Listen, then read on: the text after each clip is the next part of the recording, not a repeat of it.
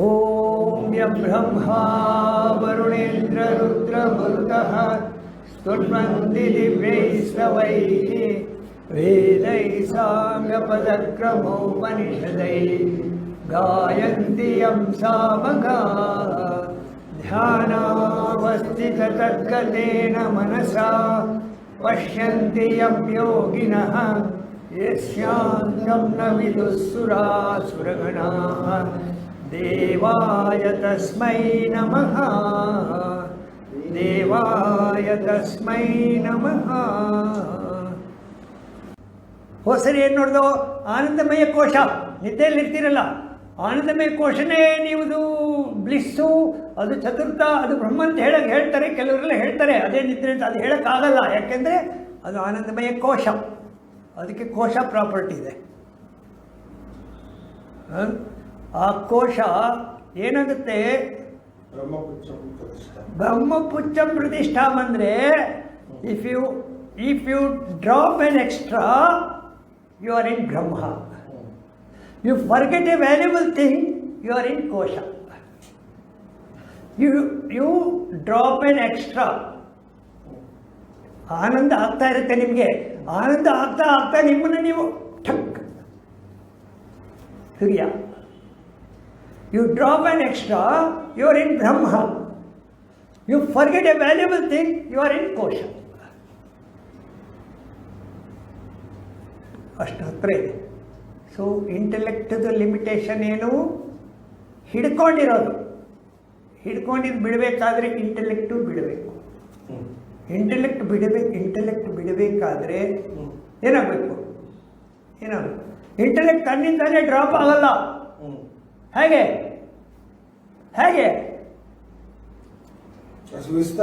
ಹೋದಾಗ ಪುರಂದರದಾಸರು, ಕನಕದಾಸರು ಎಲ್ಲ ಆ ದೇವರನ್ನು ನೋಡ್ತಾ ರಾಮಕೃಷ್ಣ ಅಲ್ಲಿ ಹೋಗ್ತಾ ಇಂಟೆಲೆಕ್ಟ್ ಡ್ರಾಪ್ ಆಗುತ್ತೆ. ಅಲ್ಲಿ ಹೋದಾಗ ಇಂಟೆಲೆಕ್ಟ್ ಡ್ರಾಪ್ ಆಗುತ್ತೆ. ಇದನ್ನು ಡ್ರಾಪ್ ಆಗಿ ಹೋಗೋದಲ್ಲ. ನಿಮ್ಮ ಅರ್ಜು ಆ ಮುಮುಕ್ಷುತ್ವ ಅಷ್ಟು ಜೋರಾಗಿದೆ. ದೇವರ ವಿಗ್ರಹ ಹಿಡ್ಕೊಂಡು ಹೋಗ್ಬಿಟ್ರೆ ಅವರು ಬರೀ ಮೋಡನ್ನು ನೋಡಿ ರಾಮಕೃಷ್ಣ ಪರಮಹಂಸರು ಹೋಗ್ಬಿಡ್ತಾರೆ. ಮೋಡನ್ನು ಹೋಗ್ತಾ ಇದ್ರೆ ಭಾವ. ಈಗ ಹೇಳಿ, ಆನಂದಮಯ ಕೋಶ ಬ್ರಹ್ಮ, ವ್ಯತ್ಯಾಸ ನಿಮ್ಮತನ ಇಲ್ಲದೆ ಇರೋದು. ಸೊ ಆಯಿತು. ಸೊ ಈಗ ಮಾಂಡವ್ಯ ಉಪನಿಷತ್ತಲ್ಲಿ ಇಲ್ಲಿವರೆಗೂ ಬಂತು. ಇವತ್ತು ನಾನು ಭಗವದ್ಗೀತೆ ಸ್ವಲ್ಪ ಹೋದ ಸರಿ ನಾವು ಏನು ಮಾಡೋದು, ಸಾತ್ವಿಕ್ ಅಟ್ಯಾಚ್ಮೆಂಟ್, ರಾಜಸಿಕ್ ಅಟ್ಯಾಚ್ಮೆಂಟ್, ತಾಮಸಿಕ್ ಅಟ್ಯಾಚ್ಮೆಂಟ್ ನೋಡೋದು. ಆದರೆ ಹಿಂದಿನ ಕ್ಲಾಸಲ್ಲಿ ಸತ್ವಗುಣ ಅಂದ್ರೇನು, ರಜೋಗುಣ ಅಂದ್ರೇನು, ತಮೋಗುಣ. ಇವತ್ತಿನ ಕ್ಲಾಸಲ್ಲಿ ಸಾತ್ವಿಕ ಬುದ್ಧಿ, ರಾಜಸಿಕ ಬುದ್ಧಿ, ತಾಮಸಿಕ ಬುದ್ಧಿ, 3 ಥರದ ಬುದ್ಧಿಗಳಿದೆ. ಇಂಟೆಲೆಕ್ಟಲ್ಲಿ 3 ಇದೆ. Sattvic intellect, rajasic intellect, tamasic intellect. ಒಪ್ಕೋತೀರಾ? ಫಸ್ಟ್ ಶ್ಲೋಕದಲ್ಲೇ ಬಂದ್ಬಿಡ್ತು ಭಗವದ್ಗೀತೆ. ಹೇಳ್ತೀನಿ. ಇಲ್ಲ, ಇದು ಇಂಟೆಲೆಕ್ಟ್ ಅಂದರೆ ನಾನು ಹೇಳ್ತೀನಿ.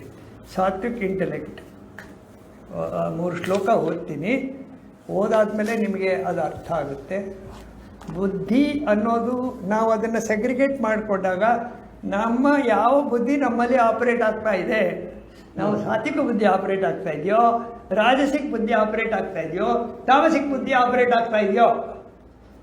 ಅಂದರೆ ಎಲ್ಲ ಸಮಯದಲ್ಲಿ ನಾವು ಸಾತ್ವಿಕರಾಗಿರಲ್ಲ. ಕೆಲವು ಸಮಯದಲ್ಲಿ ರಾಜಸಿಕರಾಗಿರ್ತೀವಿ, ಕೆಲವು ಸಮಯದಲ್ಲಿ ಸಾತ್ವಿಕರಾಗಿರ್ತೀವಿ, ಕೆಲವು ಸಮಯದಲ್ಲಿ ತಮೋಗುಣಗಳು. ಅಲ್ಲ ಸರ್, ನಿದ್ದೆ ಮಾಡಿದಾಗ ಇಂಟೆಲೆಕ್ಟಲ್ಲಿ ಸರ್ ಕೆಲಸ ಮಾಡುತ್ತೆ. ನೀವು ಇಂಟೆಲೆಕ್ಟ್ ಉಪಯೋಗಿಸುವಾಗಲೇ ತಾಮಸಿಕ್ ಇಂಟೆಲೆಕ್ಟ್ ಆಗಿರುತ್ತೆ.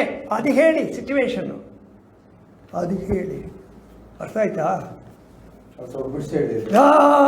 ಅದು ಅದು ಅದು ಅದು ನೋಡಿ, ಭಗವದ್ಗೀತೆ 18ನೇ ಅಧ್ಯಾಯ 20, 21, 22 3 ಶ್ಲೋಕ. ಮಾಂಡವ್ಯ ಉಪನಿಷತ್ತಲ್ಲಿ ನಾವು ಮಂತ್ರ ಅಂತ ಹೇಳ್ತೀವಿ, ಭಗವದ್ಗೀತೆ ಬಂದಾಗ ಶ್ಲೋಕ ಅಂತ ಹೇಳ್ತೀವಿ. ಸೊ ಸರ್ವಭೂತೇಷು ಏನೈಕಂ ಭಾವಮವ್ಯಯಂ ಈಕ್ಷತೆ ಅವಿಭಕ್ತಂ ವಿಭಕ್ತೇಷು ತಜ್ಞಾನಂ ವಿದ್ಧಿ ಸಾತ್ವಿಕಂ. ಏನು? ಸರ್ವಭೂತೇಷು ಏಕೈಕಂ ಭಾವಮವ್ಯಯಂ ಈಕ್ಷತೆ ಅವಿಭಕ್ತಂ ವಿಭಕ್ತೇಷು ತಜ್ಞಾನಂ ವಿದ್ಧಿ ಸಾತ್ವಿಕಂ. ಸಾತ್ವಿಕ ಜ್ಞಾನ, ಸಾತ್ವಿಕ ಬುದ್ಧಿ ಏನು ಅರ್ಥ ಆಗಲಿಲ್ಲ. That by which one sees the one indestructible reality in all beings, undivided in the divided, know that knowledge is sattvic. Example ಬೇಕಾ?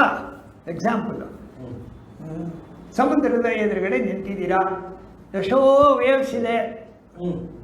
ಒಬ್ಬ ಸಾತ್ವಿಕ ಏನು ಮಾಡ್ತಾನೆ ಅಂದರೆ ಅವನು ವೇವ್ ಮೇಲೆ ಕಾನ್ಸಂಟ್ರೇಟ್ ಮಾಡಲ್ಲ, ಎಲ್ಲ ನೀರು, ಆ ವೇವು ನೀರು, ಅದು ನೀರು, ಚಿಕ್ಕ ವೇವು, ಅದು ವೇವು. ಕವಿಗೆ ಬಿಟ್ಬಿಟ್ರೆ ಆ ವೇವಿನ ಮೇಲೆ ಒಂದು ಪದ್ಯ ಬರೆದ್ಬಿಡ್ತಾನೆ ಕವಿ. ಇವನು ಹಂಗೆ ಮಾಡಲ್ಲ, ಎಲ್ಲ ನೀರೇ, ಎಲ್ಲ ಬ್ರಹ್ಮಮಯ ಅನ್ನೋದು ಎಲ್ಲ ನೀರು. ಅಥವಾ ಮಡಿಕೆಗಳು ಡಿಫ್ರೆಂಟ್ ಪಾಟ್ಸ್ ನೋಡಿದ ಕೂಡಲೇ ಅವನಿಗೆ ಎಲ್ಲ ಮಟ್ಟು, ಎಲ್ಲ ಮಣ್ಣು ಅಂತಾನೆ. ಅಥವಾ ಬೇರೆ ಬೇರೆ ಬಲ್ಬುಗಳೆಲ್ಲ ನೋಡ್ತಾ ಇದ್ದರೆ ಎಲೆಕ್ಟ್ರಿಸಿಟಿ, ಒಂದು ಕಾಮನ್ ಎಲೆಕ್ಟ್ರಿಸಿಟಿ ಎಲ್ಲ ಕಡೆ ಫ್ಲೋ ಆಗ್ತದೆ. ಜನಗಳು ನೋಡ್ತಾ ಇದ್ದರೆ ಒಂದು ಪರಮಾತ್ಮ ತತ್ವ ಎಲ್ಲರಲ್ಲೂ ಕೂಡ ಇದೆ. ಹೊರಗಡೆ ಇವರೆಲ್ಲ ಬೇರೆ ಬೇರೆ ಆಗಿದ್ರು ಕೂಡ ಎಲ್ಲರ ಮೂಲಕ ಒಂದೇ ಪರಮಾತ್ಮ ತತ್ವ ಕೆಲಸ ಮಾಡ್ತಾ ಇದೆ ಅಂದರೆ ಸಾತ್ವಿಕ್ ಬುದ್ಧಿ. ಅರ್ಥ ಆಯ್ತಾ?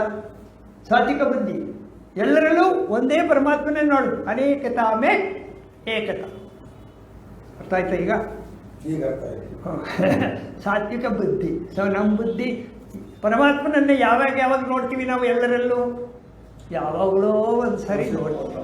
ಸಮಾನ ಒಳ್ಳೇದಾದಾಗ ಅಥವಾ ಯಾವುದೋ ಒಂದು ಘಟನೆಯಿಂದ ಸಾತ್ವಿಕ ಬುದ್ಧಿ ಆ ಕ್ಷಣ ಅಷ್ಟೇ ನೋಡಿ, ಆಮೇಲೆ ಇಲ್ಲ, ಆಮೇಲೆ ವಾಪಸ್ ಬಂದ್ಬಿಡ್ತೀರಾ. ಅದು ನೋಡ್ಕೊಳ್ಳಿ. ಆ ಕ್ಷಣದಲ್ಲಿ ಯಾವಾಗಲೂ ಇರಬೇಕು. ಸಾತ್ವಿಕ ಬುದ್ಧಿ ಅಂದರೆ ಆ ಕ್ಷಣವನ್ನು ಪದೇ ಪದೇ ಪದೇ ಪದೇ ಆ ಕ್ಷಣವನ್ನು ನೀವು ಪಡೀಲಿಕ್ಕೆ ಪ್ರಯತ್ನ. ಸಾತ್ವಿಕ ಬುದ್ಧಿ ಆಯ್ತು. ಹುಷಾರ್. ನೆಕ್ಸ್ಟ್, ಪೃಥಕ್ವೇನ ತು ಯಜ್ಞಾನಂ ನಾನಾ ಭಾವಾನ್ ಪೃಥಕ್ Vidhan ವೇತ್ತಿ ಸರ್ವೇಷು ಭೂತೇಷು ತಜ್ಞಾನಂ ವಿದ್ಧಿ ರಾಜಸಂ. But that knowledge which sees in all beings various entities of distinct kinds and as different from one another, know that knowledge as rajasic, passionate. ನಾನು ಬೇರೆ, ನೀವು ಬೇರೆ, ನೀವು ಬೇರೆ, ನೀವು ಬೇರೆ, ನೀವು ಯಾರೋ ನಾನು ಯಾರೋ. ಕೆಲವು ಹೆಂಡ್ತಿರು ಗಂಡನೇ ಹೇಳ್ತಾರೆ ನೀನು ಯಾರೋ ನಾನು ಯಾರೋ. ರಾಜಸಿಕ್ ನಾಲೆಜ್. ಸಾತ್ವಿಕರಾದರೆ ನಾವು ನೀವೆಲ್ಲ ಒಂದೇ ರೀ, ಎಲ್ಲರೂ ಒಂದೇ. ನೋಡಿ, ಇದರಲ್ಲಿ ಸಂತ ತುಕಾರಾಮ್ ಅಂತ ಒಂದು ಸಿನಿಮಾ, ಅದರಲ್ಲಿ ಅವನು ಹೊಲ ಕಾಯಕ್ಕೆ ಹೋಗ್ತಾನೆ.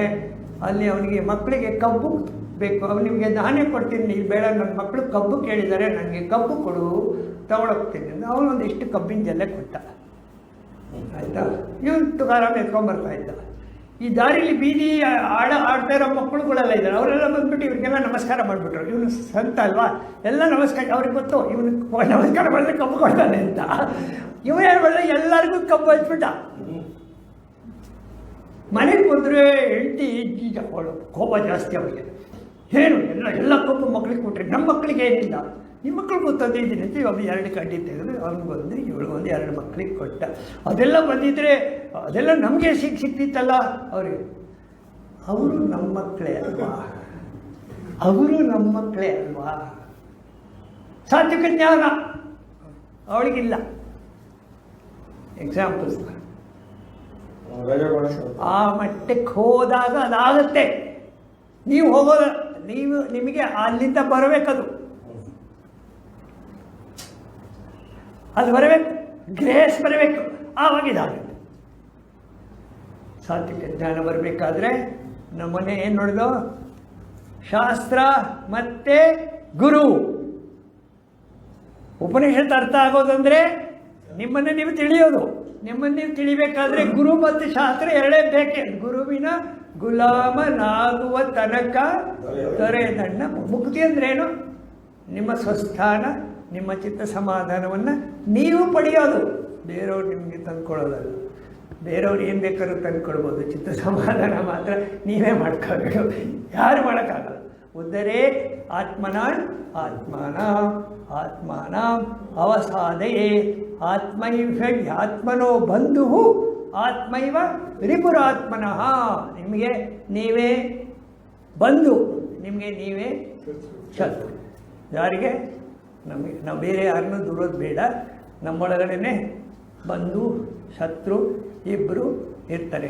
ಸಾತ್ವಿಕ ಗುಣ ಬಂದಾಗ ನೀವು ಬಂದು ಎಲ್ಲರೂ ಬಂದೇ ನಿಮಗೆ ವೈರಿಗಳೇ ಇಲ್ಲ.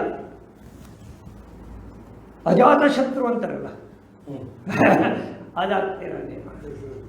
ಇದು ಸಾತ್ವಿಕ ಜ್ಞಾನ.